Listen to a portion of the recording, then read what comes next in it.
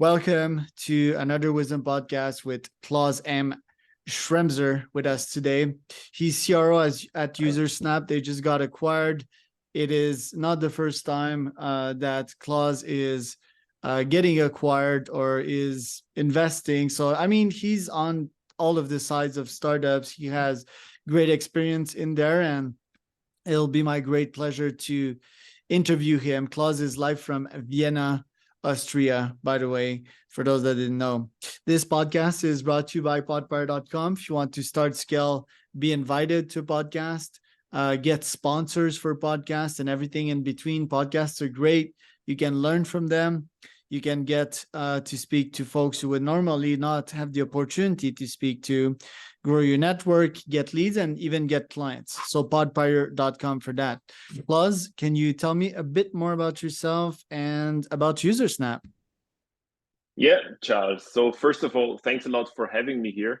It's a pleasure. And I also checked out, your history, and I know that we have some similarities when it comes to sports and being persistent.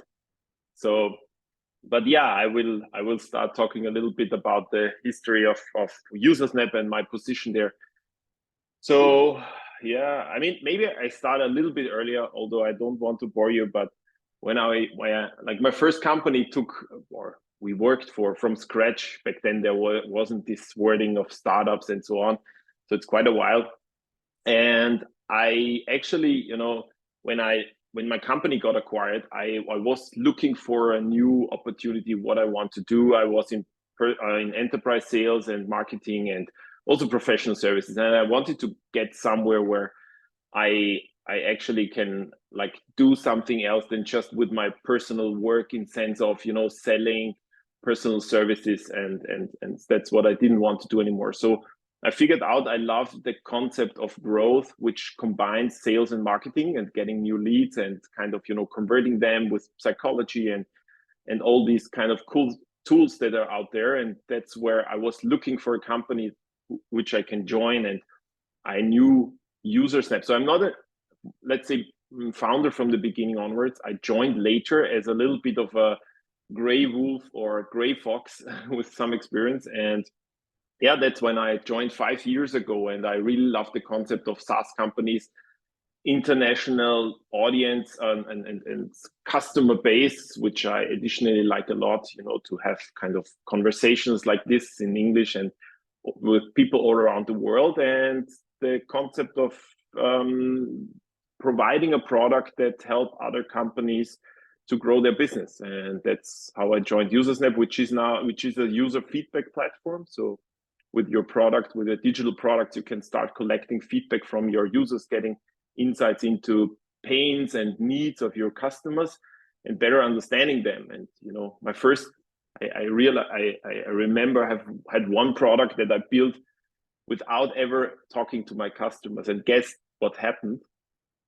It failed. It failed miserably, but I learned from that. So now I'm listening to customers before I go too far into building products. Yeah. That's actually where I am right now. Yeah. And I really like it. Exciting. How much in acquisition do you have under your belt in millions? In exit, yeah. Sorry, not in acquisitions. Yeah, in exit. So I mean, it always says in the press release undisclosed amount. So it's probably not that much in sense of I'm not like how should I say? It always depends how much you need. And I have like different friends that might have less, but they have the same life that I have. And I think it's not so much about the money you make. When I got out of school, I wanted to actually, one of my goals, my life goals, was to be financially independent. So that means in my thinking, it was like, back then I was maybe a little bit naive, and I thought, I put the money on the bank, maybe 1 million, and then I get 10% this interest rate, and I live out of the 70,000, which might be 5 to 6 per month. I forgot even the taxation. So that was my goal. I think I already achieved it, but in the end, it was for me like this financial independence, that I don't have to fear like getting old and not having enough money. But on the other hand, it's also the way to get there, which was way more interesting, and having a final kind of achievement. And you're also from sales, so you know what I mean when you convert a lead, when they sign the contract, and you achieved that. And that's actually what kind of excites me and what I want to achieve, less than driving. I have no Lamborghini or Porsche. I probably could afford it, but I don't need it, and that's not the reason I'm doing that. Yeah. Yeah, but let's say in total exits was more my question, like not the precise one of user snap, but let's say that you personally got at least 20 million in acquisition in exits personally in the last 20 years of your career. No, it's not that much. At least 10. Okay, that's but it's very good. That's the point, like first you often derive a salary of this, then you get exits. And why I'm asking that is that it seems that you built a systems around your exit process. You have acquired the skill to build a business that is attractive for someone else to acquire, right? Yes, that's true. How do you do that? So I think that first of all, there are two kind of maybe people, at least when I have my entrepreneurial friends and partners, I see that there are two people. The one are the ones that only, like, they are super interested in building and they actually never want to sell. And the other ones, kind of like me, have a certain, I need this goal, this finishing line, like, do we want to run 100K at least? Yes.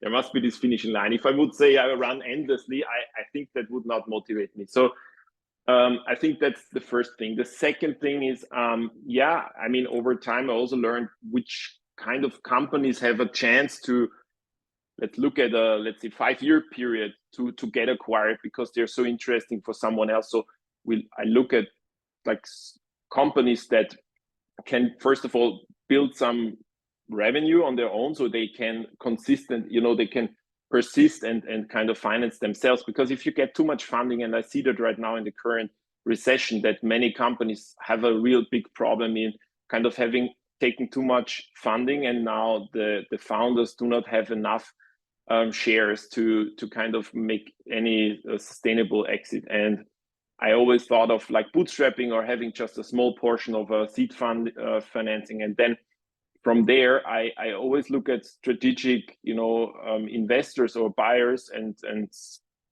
I mean, always is wrong, because I love to build it. I love the working with the teams, and even now we stay on board and we will continue. But to a certain extent, I'm always kind of, once one of my mentors said, building, not trying to sell, because trying to sell always makes a low price and is not good for you, but building, having a beautiful bride someone wants to marry, that is actually what I'm aiming for, and that's what I'm building. I look into having the IPs for the software so that there are no issues, looking that the team is great, that the processes are well defined, people know what to do, there are people who can take responsibility, so it's not all depending on me.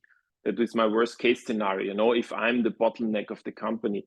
And then getting exposure, also what you do, being present in on the LinkedIn and wherever, that people also see you, and then the last point is, I guess, talking to people. I'm interested in learning about people, like we talked, and we're currently talking again. I love the stories from people, and with that we come into the conversations, and one gets to the next point, and then suddenly there is an opportunity, and then I'll take it, and that's also why I love to be, although I love growth, I'm always falling back a little bit into sales, because I love to go over the finish line. Fascinating. It seems that the exit cycle of the businesses / the startups that you're building is at least 5 years. So your Ironman is a 5-year long run. So when you start, you need to swim. Swim is short, is like the product market fit. Then there's the biking, which is most of it, which is probably once you hit product market fit, you try to scale. And finally, there's the final polishing and the hardest part, in my opinion, which is to make the business attractive to an investor, which is the running part. It's really painful and it's the last miles and you're tired. Every muscles in your body want to give up. And finally, you get the confirmation that you're being acquired. You get the check in your bank account at the finish line. Let's explore each of these steps, starting with the product market fit. How do you make sure to get the product market fit as quick as possible? Me, for example, I use cold email to test various offers with various markets at scale. I send thousands and thousands of emails per day, great emails that do not annoy people. And I know what works, right? People book a meeting, I close these meetings. And if I get lots of cash, I'm like, yeah, there's a product market fit there after some time. Obviously, there's quantity involved. What techniques do you use on your side to make sure that there's product market fit? What systems, what tools? I mean, I like your approach. I think I will copy that in the future. But please do. On the other hand, yeah.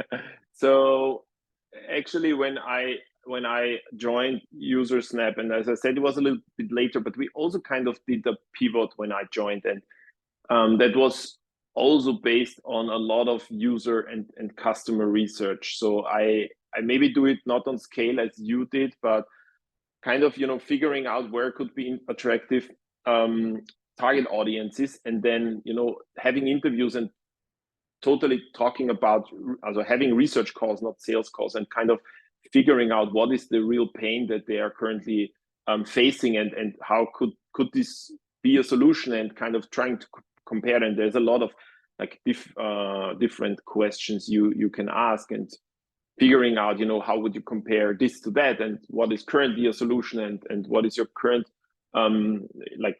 how would you describe the pain you're facing, and what does that make in dollar wise, in costs, in additional costs, and so on. So it was actually very interesting, because for UserSnap, we learned that so many companies were still using either pen and paper or spreadsheets to kind of work on their issues and their feature requests, which was kind of, we didn't see, there were so many tools, and still it was not, they were not using them, and we wanted to understand why.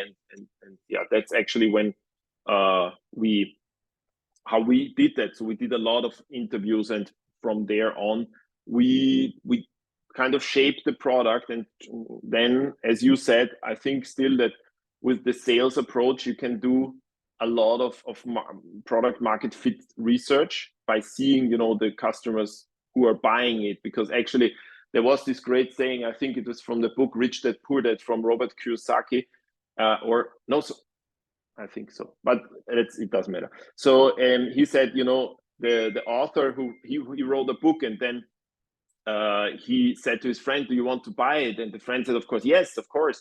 They said, hey, I actually have one in my trunk of my car, and we'll get out and you can buy it. And then suddenly the friend said, okay, let's wait, I have to think about it. So he saw that the book was not so interesting as he thought. So, and that's, I think, the same approach for product market fit. I like your approach, and I think I will try that, doing that on scale rather than individual interviews. Yeah, I'd love to show you these systems. They're incredibly powerful. Like me, my obsession, just like yours, has been building this beautiful exit machine. Me, it's been building lead gen systems. Even this podcast, to an extent, it's not the main goal, right? But it's to get to meet cool people, and keep touch with them and see if we can win-win. And yeah, build something quite powerful there. So love to show you that and talk some more. Want to ask you though, like on the second phase, once you get product market fit and you're like, yeah, this is growing. Maybe because the classic definition of product market fit, I think it's someone like 1 million ARR or something like that. It can be also that organically this thing is growing without sales efforts. Doesn't mean that you need to stop sales, but it's also a gut feeling, it's like, shit, I'm onto something. I've started all of these businesses in my life, and this is definitely generating energy by itself. It's not sure how to make the exact analogy here, but it's like a microbial culture, right? It grows by itself, it reproduces by Yes. itself. There's life, there's like eureka moment. Once you've reached that, the scaling part, which is also very difficult, right? Pedaling on the bike for 6-7 hours and just hustling and climbing these hills, and scale is always different. Also, it's like very much not the same as getting to product market fit. The 0 to 1 million is different, 1 to 10 is different, 10 to 100. How do you go with that part? How do you make sure that the numbers keep adding up, and that every quarter, once you sit with the team, you're like, yeah, we were there last quarter, now we're here, and next quarter we're getting there? How do you make sure that you're constantly hitting your goals and your quotas? Yeah, very good question. So I think in general, I think that first of all, I believe in team. That's one of my foundations. So I would rather invest in a company that has an A team and a B product than the other way around. So that's the first thing. So I would make sure that the people who are on board, they are well chosen. So I think that many companies are kind of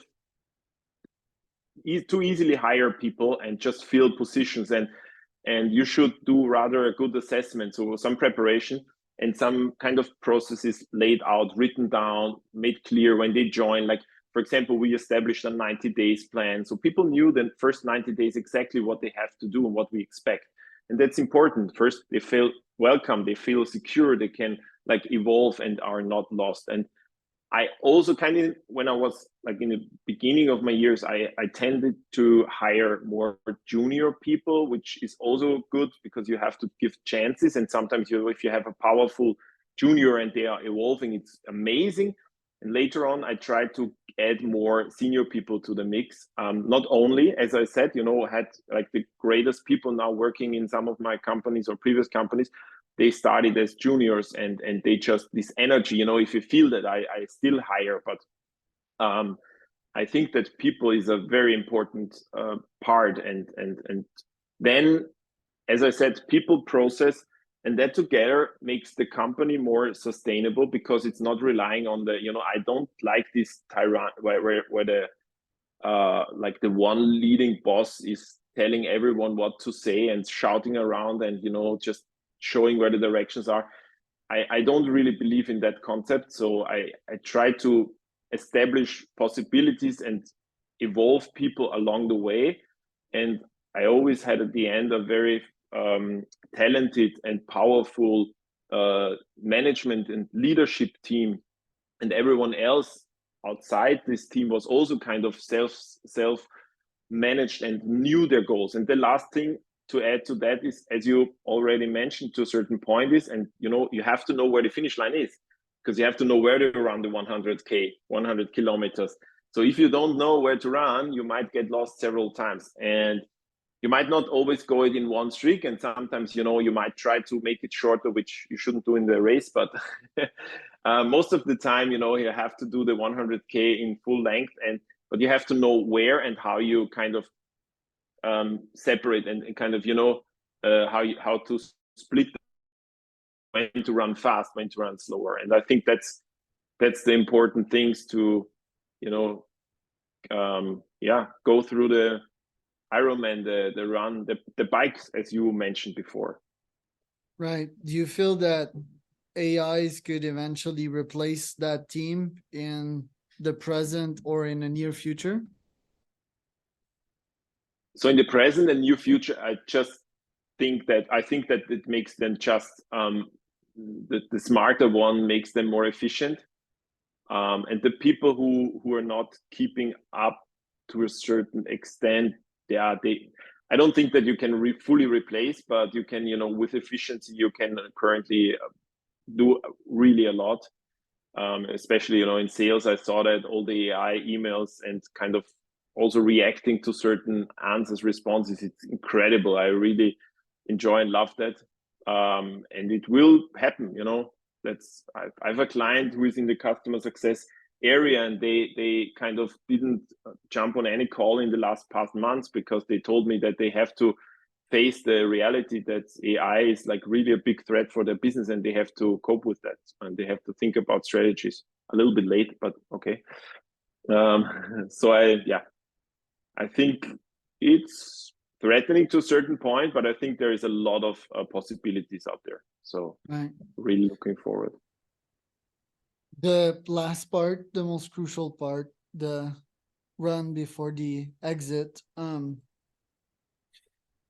How do you make sure that all the pieces are well ordered, all the books are in order, the business is somewhat stabilized and ready for its next acquirer? Mhm, mhm. So first of all, there is one saying about Ironman, which I really like. So Ironman is a marathon with preconditions. So I like that. It also kind of resonates with what I do. To what I said before is, I mean, if you have already quite some, so the first exit that I had, the first acquisition was a little bit more painful because we were not aware of what they will ask us for. We didn't have a M&A advisor, so we did probably everything on our own. Just one person helped us with experience. That was the most helpful 8 hours that I ever got in my life. But I think when you prepare early on, and as I said, you should build a beautiful bride. So someone like some, maybe it's not the best thing to compare it with a human being, but you know what I mean. So it should be interesting. It should be something someone would look at. And building a beautiful bride means also that you get your things in order, and not the moment someone comes and says, hey, we're interested in buying you. That's probably too late. So you have to get your financials in order. You have to think about, should I be profitable or not? Do I have my IP? If not, should I sign contracts with all my employees that the IP is mine? What happened with these freelancers who never signed contracts? I didn't care about that. So there are a lot of issues, and I had to face them in my first acquisition. Was super painful to mitigate that. But I learned from that. So when we kind of, went even into thinking about the process, we already started kind of, it's called data room, where you collect all your stuff and you get your things in order, and then you make a list of potential threats and problems that you have on the horizon, or in your IP, in your team, in your whatever. You have to, the reps and warranties are, so people think that a buyer comes with a bag of money and just put it on your table and say, hey, I want to buy your company, and here, sign. But it's not that. It's a long process. It's a lot of pain. It's a lot of, like a sales process. Everyone tries to negotiate. You have a lot of fears to fight with yourself and with your team or partners, and also the threats of potentially, having liabilities and getting sued if you did something wrong, which you're not even aware maybe of, because you give it out of your hands. It's out of your control later on. So, and that you have to start early on, and get some advisors, and then it's a smooth run to the finish line, hopefully. My question for you is, after many of those, just like doing many Ironman, sometimes you get injured, do you get burnt out? Because it is a lot of energy deployed, to constantly build these new businesses and sort of get rid of them. It is a lot of stress. It is never the same. Do you feel tired from that, or are you ready to get going at it again and super motivated to start another startup which you'll sell in 5 years? So I don't know if I will, easily start something new. I like the current place I'm in, and with the new acquirer, who's actually a portfolio company in a certain sense. So they are acquiring a lot of SaaS companies. So there is a lot to learn out there, and I love to learn. So I want to explore that way further down the road. But as you said, getting burned out, so there is one currency that is even way more worth than money. Yeah. And the currency is time. So, and I realized it early on, and I always said that time is my most precious good. And so I, for example, started into Usersnap only working officially 4 days. Sometimes I worked way more when I had fun to do it, but I was never forced to do it. And I really loved that concept. And so I think that helped me. But of course, there were many occasions where I was like, oh my God, will this ever work out? And being stressed, and people, I don't know, are threatened to leave the team that you are relying on, and so on. Everything is happening all the time. I love to have, first of all, I have my family to talk to. Second, my sport. So I have these pillars in life, and sports is my second pillar that helps me to kind of always have a balance in all of that. And yeah, and having friends to talk to, and also to share the issues helped a lot. So it was never really a dramatic scenario, but I know that from the first time, I was almost at a burnout during a project. It was not like getting acquired, but during a long project of 2 years, and I didn't want to go back into that place. So yeah, I think. What about the triathlete campaign career? When is your next Ironman? Yeah, so actually I did my last one with a little bit after 40, so it's quite some years ago. Then I did a half Ironman after that, and after COVID I also ran into some issues with my knee. So currently I'm not sure if I can go back to that, but I kind of I changed it to running and biking and swimming, and also body workout to just my fun as my fun and kind of the meditation thing that I do. And I really enjoy that, because doing an Ironman is always very competitive, so it adds a lot of stress.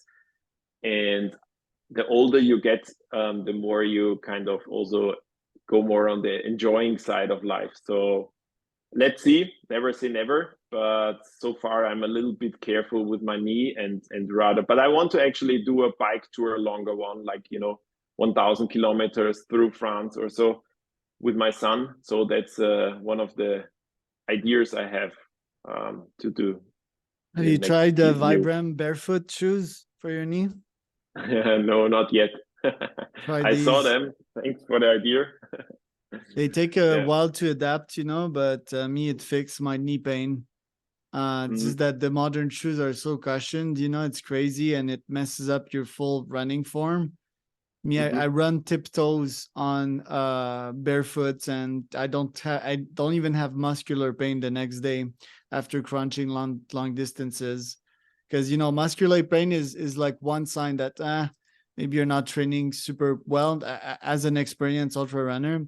And then there's like weird injuries like tendons and knees, and that's like a second sign, and it's mostly because your muscles gave up, and it's now like fully impacting the bones and the tendons. But let me know if you think to do another one, and who knows, we can do one together. Where can people find out more about you, Klaus? Yeah, so I think everyone can connect on LinkedIn with me. I love to, as I said, networking and getting to know new people is amazing. Or you go on my website, schremser.com. So yeah, please reach out. Would be happy to make new people, meeting new people, making new friends. So And I am Charles Cormier, host of founderwisdompodcast.com. If you want to start scale, be invited to a pod, that would be podbuyer.com. That was Klaus M. Schremser.